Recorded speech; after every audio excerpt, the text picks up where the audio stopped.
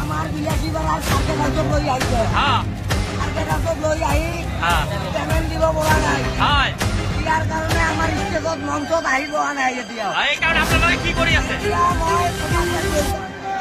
2000 কই টাকা লইছে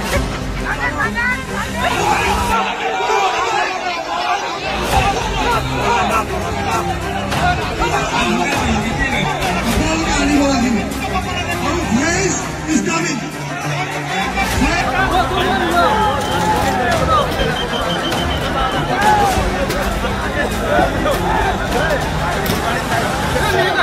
বিলাসীপাৰাত যিটো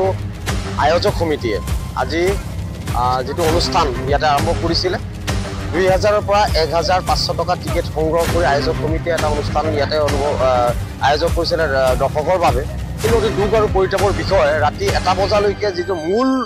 শিল্পী সেই মূল শিল্পীক মঞ্চত উঠাব পৰা নাছিলে আৰু যাৰ বাবে ৰাইজে ক্ষোভিত হৈ চকী মেচ আদি ভাঙি চুৰমাৰ কৰে স্বাভাৱিক কথা আৰু এইটো হ'ব এই কাৰণে হৈছে কাৰণ আমি শুনিছো যে আয়োজক সমিতিয়ে যিজন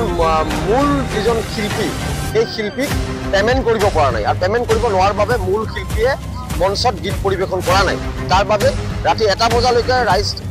মানে ধৈৰ্য ধৰি এই অনুষ্ঠানটো উপভোগ কৰিছিলে কিন্তু যেতিয়ালৈকে 1টা বজাৰ পিছতো যেতিয়া এই মূল শিল্পী দুগৰাকীয়ে যেতিয়া অনুষ্ঠানত ভাগ নললে ৰাইজ ক্ষোভিত হৈ পৰিলে আৰু উত্তেজিত ৰাইজে চকী মেচ আদি ভাঙি চুৰমাৰ কৰিলে গতিকে আমি বিলাসীপাৰা প্ৰেছ ক্লাব হিচাপেও আমি অতি গৰিহণা জনাইছোঁ বিলাসীপাৰাৰ ম্লান নষ্ট কৰিলে বিলাসীপাৰাৰ সন্মান নষ্ট কৰিলে আয়োজক সমিতিয়ে